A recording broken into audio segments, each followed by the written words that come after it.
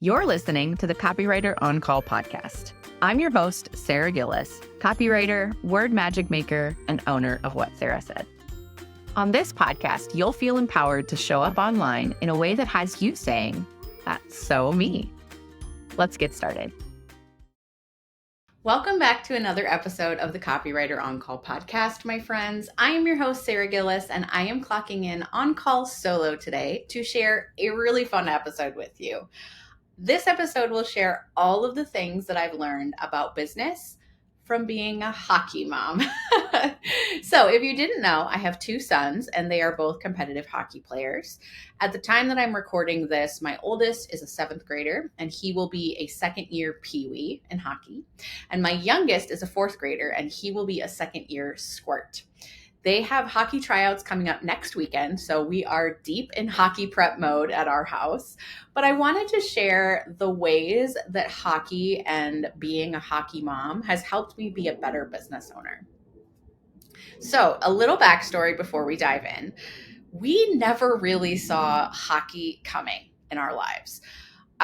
We never played hockey, my husband nor I. I had a friend growing up that played hockey, and that was really fun. And I've always watched the sport on TV, but we were really strangers to the world of hockey. Our oldest, who at the time he was 2, I think, is when he really started to become hockey obsessed.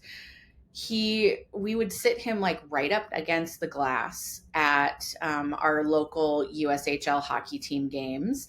And we would sit him like right up at the glass where my dad's company seats were. Every once in a while, we would get those tickets and we would sit him right up against the glass and he would just be entranced by all of the hockey going on. He also was admittedly a really big fan of the mascot. And so when he really took to hockey, at the age of 2, we just followed his passions, right? And so eventually, by the time he was 3, the mascot for the local USHL hockey team, the Sioux Falls Stampede, actually came to his 3rd birthday party and surprised him at his birthday party. It was a hockey themed party. It was wonderful. It was a wonderful moment. I'll have to put a throwback picture in the show notes for you. He was so surprised and so delighted that like his most beloved mascot was at his house. Anyways, so we knew that his love for hockey ran deep, and we point to a lot of those early experiences of him just watching the game right up next to the glass as kind of his entrance into the sport. But fast forward from that 3rd birthday to his kindergarten year, and literally the first day of school came and went. He came home from the first day of school and declared 2 things. 1, he had a new best friend, and 2, his best friend played hockey, so he needed to play too. So when he was a kindergartner, we got him on skates and he took off, literally.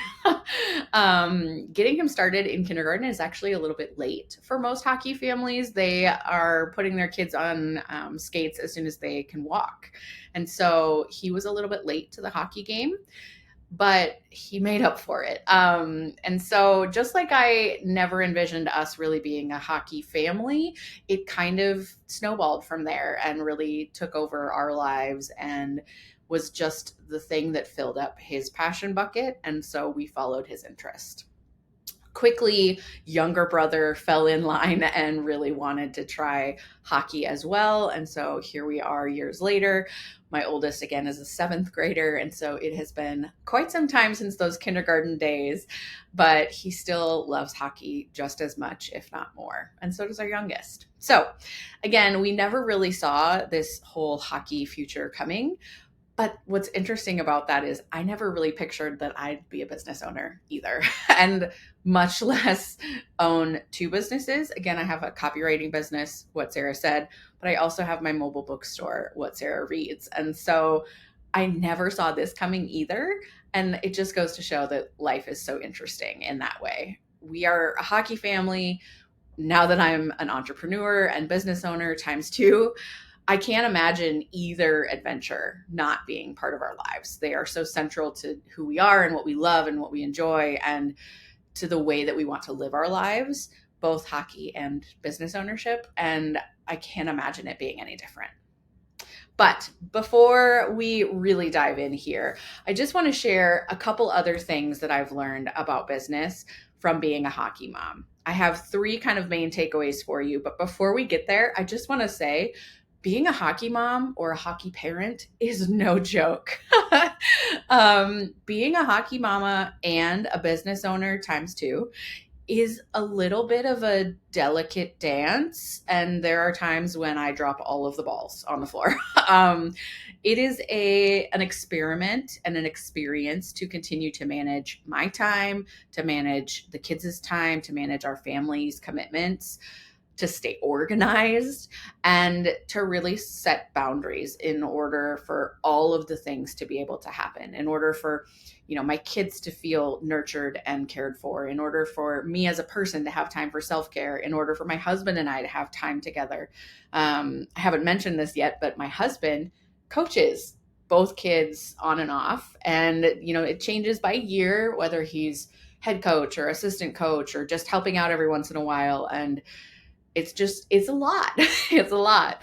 And so making sure that all of our needs are met, not just as, the hockey players or the hockey parents or the hockey coach, but as human beings, as, sons and mama and daddy and, wife and husband and person. All of those things are really challenging to balance. And I'm just going to be honest with you. Sometimes there is no balance. Sometimes hockey has to take precedence. Sometimes life has to take precedence. And sometimes there's a little bit more give and take.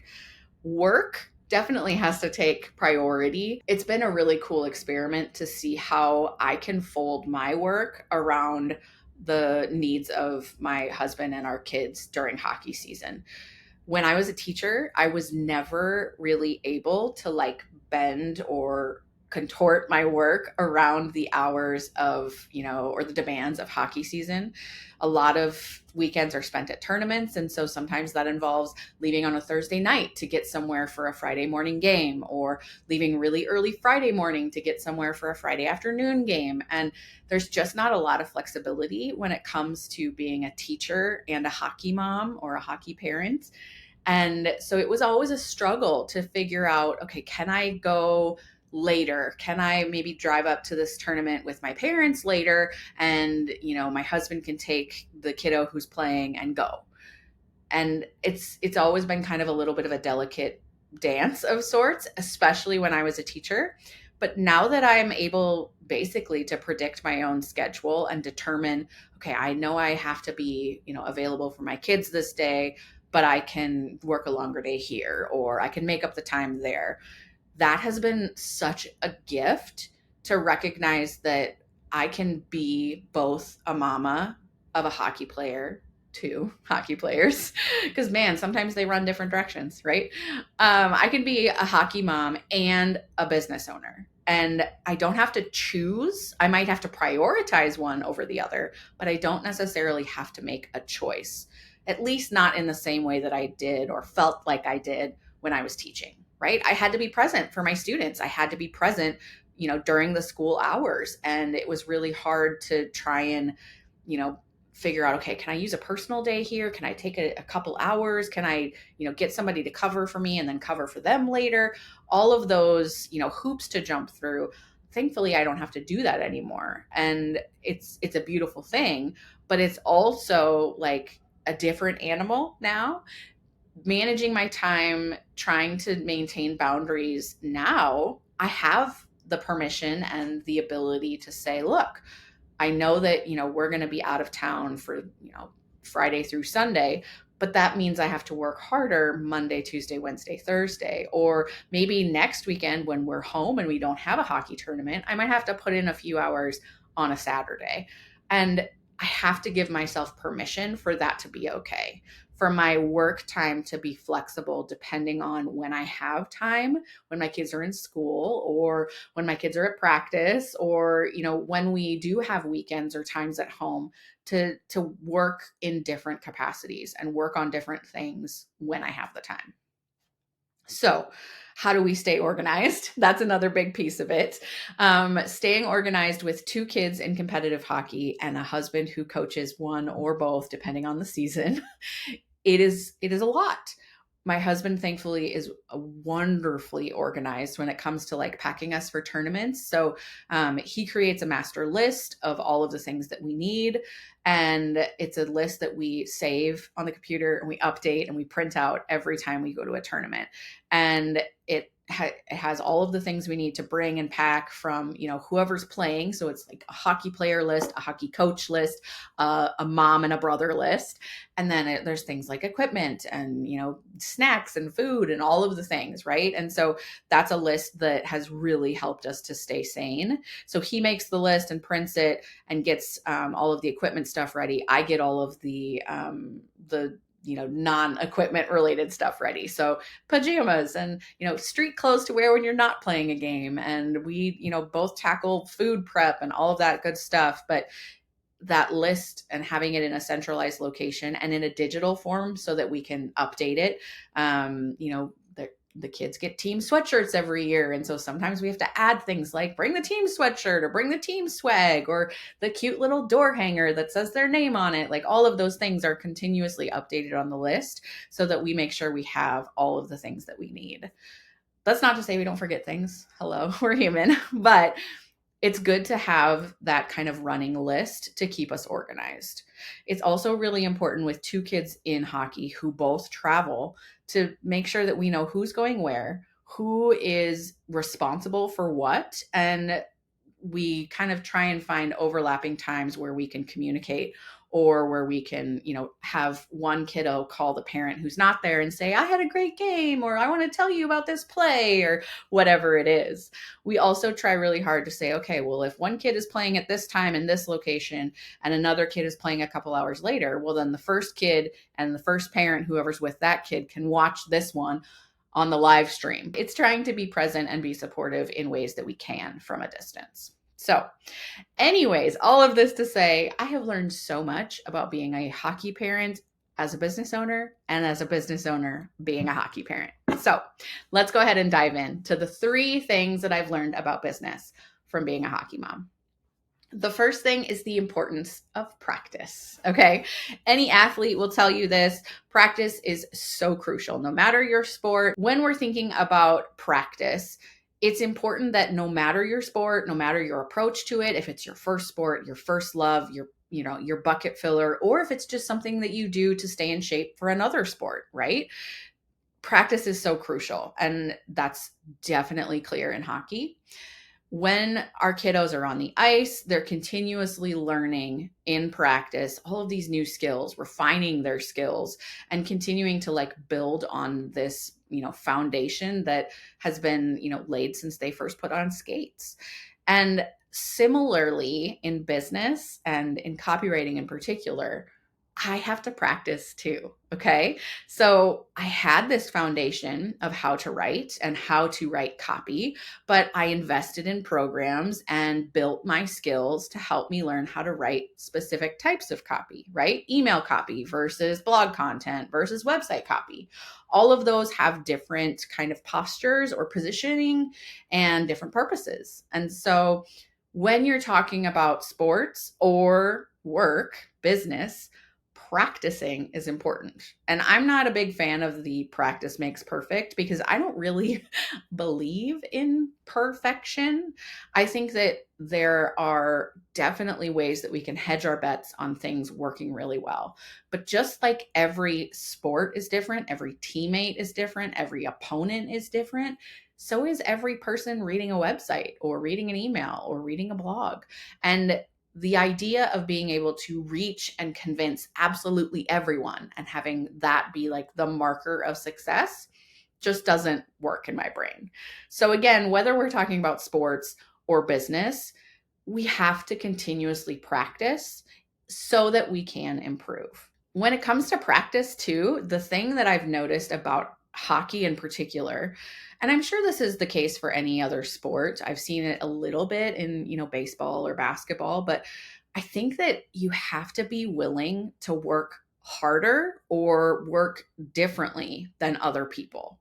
And I don't mean to say you have to, always outwork everyone, but you might have to take a different path that's more aligned to you and to the life you want to live versus the way that all of the other kids are doing it, or the way all of the other business owners are doing it. You have to be willing to kind of step out in your own path and see that through. I think that sometimes when we're thinking about sports or business, we think that there's a quote right way or wrong way to do things. And honestly, it's not necessarily right or wrong. It's just what's right for you. And for me in my business journey, what's right for me probably is really not right for other people. And what feels good to me probably doesn't feel good to other businesses or other industries. And I've seen that with my own kids too, and with their teammates and with their opponents. And I think that what really matters is that dedication, right? That dedication to your craft. You care enough about it to practice. And that applies both to sports and to business, right? And so while your dedication may be that central focus that everybody needs to have, the way that you live that out, the way that you practice that, the way that you live out that dedication and the way that it manifests for you in terms of I was able to be successful on the ice or in business or whatever, I think that looks differently for everyone. And I mean, I've definitely preached about this to my own students and my clients, but like paving your own path towards success in business is so important. Your meter or your barometer of success is probably totally different than somebody down the street. And that's okay. And it needs to continue to be okay. And if your definition of success changes, that's okay too. It doesn't have to always be X income or X time that I have, set aside for me to have self-care, or X, hours in the day that I get to be present with my kids, right? Like success can look different for so many of us, and it's not necessarily like a universal concept, just like dedication or hard work or practice is unique to each player in a given sport. If what's being shared in this episode is inspiring you to bring more of your personality into how you show up online, I've got a quiz for you. Head over to whatsarasaid.com/quiz and discover your brand voice type so that you can feel confident in standing out through your words. This quiz will help you uncover the brand voice that's already within you, so your words can finally have you and your dream clients saying, "That's so me." Knowing your brand voice type means you'll have full permission to ditch the proper and polite copy if your authentic voice is actually quirky and fun. Your brand voice is what I call word magic, because honing it creates literal magic for you and your dream clients. Plus, after your brand voice type is revealed, you'll get access to 5 free social media prompts to help you share your voice right away. So what are you waiting for? Take this fun quiz now at whatsarasaid.com/quiz. Second one is the importance of making an investment. Okay. So when you're talking about hockey in particular, there are times when we have had to look our kids in the face and say, okay, if you want to be better, you have to invest in it. And it's not necessarily just a financial thing, right? Although people, say that hockey's expensive, and sometimes it is. It certainly can be. But I mean more of the investment in your time, right? The investment in your own buy-in, your own desire. So I'm not necessarily talking about financial investments, though that is certainly something that I'll talk about here at the end. But when it comes to making an investment, you have to invest in bettering yourself, bettering your skills. That is true on the ice and in business. Okay. When my kiddos go through camps, or they, practice in the garage even, or, do some off ice dry land training, or they just take a little bit of an extra step and work a little bit harder, they're investing in their own skill development. And sometimes that can feel uncomfortable. Sometimes that can feel like, ugh, I don't want to do that today, mom. Or sometimes it can feel like, I'm ready for this. I know I need to do this, and I'm ready to put the work in so I can achieve X, whatever that is. And that's true for business ownership and copywriting too, right? I have to invest in my skill set. That feels uncomfortable. Sometimes it stretches me in ways that I wasn't necessarily expecting. Sometimes it's necessary to do it, even though it feels uncomfortable, even though it stretches me. And so I feel like one of those universal truths, whether we're talking about sports or business, is sometimes you have to invest in order to see that return. Sometimes that investment is in your time. Sometimes that investment is in your money. Sometimes that investment is in your energy, your effort. And it's really important to recognize, how can I invest in a way that will benefit me and will help me achieve my goals, whether it's goals athletically or in business. There have been many investments I've made in my own business skill set, in my copywriting skills, and my marketing skills, in my math skills, which, hello, if you've been here for a minute, you know that me and math aren't friends, right? We like are acquaintances who like sometimes look at each other and smile and sometimes glare at each other. But when I've been making these investments, again, whether it's time, money, effort, knowledge, etc., making these investments can sometimes feel uncomfortable, but that discomfort is not enough of a reason to not do it, right? Because there's that dream on the other side, there's that goal on the other side, there's that carrot, if you will, that you want to chase after and get, and that is enough to make the investment. That is enough to convince me, or to convince the kids as hockey players, that they can continue doing the hard thing in order to reach that goal. I would be remiss if I didn't mention the power of a coach in helping you to see the power of an investment, right? Just like in hockey, I've had many business coaches who are helping me to see this investment will be worth it. Whether you're investing time, energy, money, etc., knowing that what you are doing is moving you forward, moving the needle towards that goal, towards that desire, that is huge. And it's the same way in sports. My kids have been so blessed to have extraordinary coaches in hockey. And I really feel strongly that they are part of the reason that my kiddos are so dedicated to developing their skills. All right, so we've talked about the importance of practice and the importance of making investments.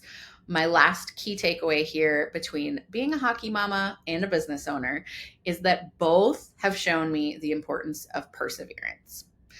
Perseverance is a thing that I remember my oldest coming home from kindergarten and they were learning all of these, I think they're called the habits of the mind, right? They're learning about how important attitude is and perseverance, and the things that they would come home with and say, both of them as they were kind of coming out of kindergarten, they would say, perseverance is important. Perseverance shows that you can do it.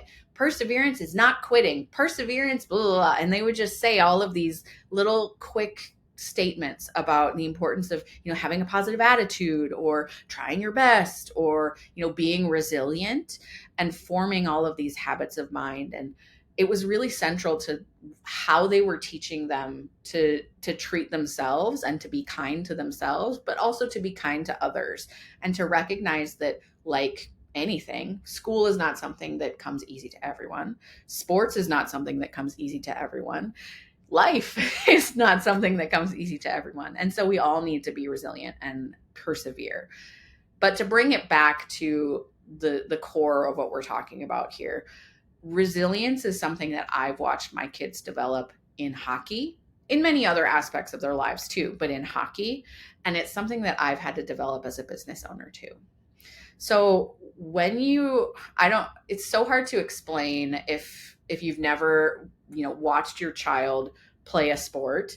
But I think as a parent, at least as a semi-anxious parent like me, I'm always thinking of what could happen or what's about to happen, not in like I catastrophize everything type of way, but like I've been watching sports my entire life. And so I feel like I have a unique ability to kind of anticipate when something is going to, happen, when a kiddo's body is going to crunch against another one, or, when they're losing their balance, or, things like that. And so I pay close attention when my children especially are on the ice, but even, when their teammates are on the ice.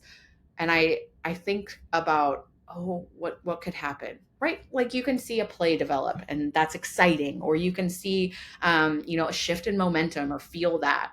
It's kind of like that, right? But when you're watching your child on the ice or on the field or, what have you, and when you're watching the tough moments happen and then the beauty that comes on the other side of it, right? And maybe the beauty doesn't come right away. Maybe it's like, oh, we've had a tough slog. This is a tough tournament. This is, 3 games against really tough opponents, and we didn't get a single win out of those 3 games. But this 4th one, it's like the lights turned on and everything is clicking.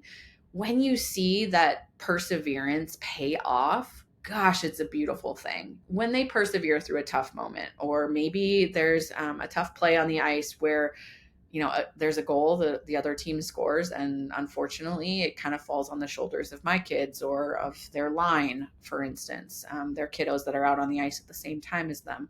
When there's the tough moment, it's such an amazing thing to watch your child persevere through that, to recognize that, okay, back to it the next play, back to it the next period, back to it the next game. It's not a I quit, I stink attitude. It's a, okay, that was a bummer and we can do better, and now we will. And that is something I've had to do so many times in business too, right? There have been so many times in business where I've had to say, got a tough moment here, I need to rebound. Whether it was a difficult client situation or something that I thought I took care of that slipped my mind.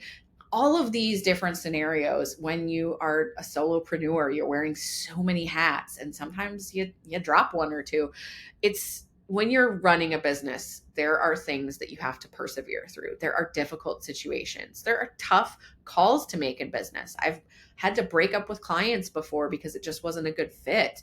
Projects haven't necessarily gone in the exact right way that I wanted them to, or that a client wanted them to, and we have to come together and try and make it right. All of these things require perseverance. And just like on the ice, it's about that commitment to just trying again. Next play, next period, next game, right? And sometimes it's, okay, next day. I got this bummer of an email from a client who's not happy, or I got this bummer of an email that I owe way more money on this bill than I thought, or whatever it is, right? We all have life that's going to life, and it's about persevering through, and it's about making it through.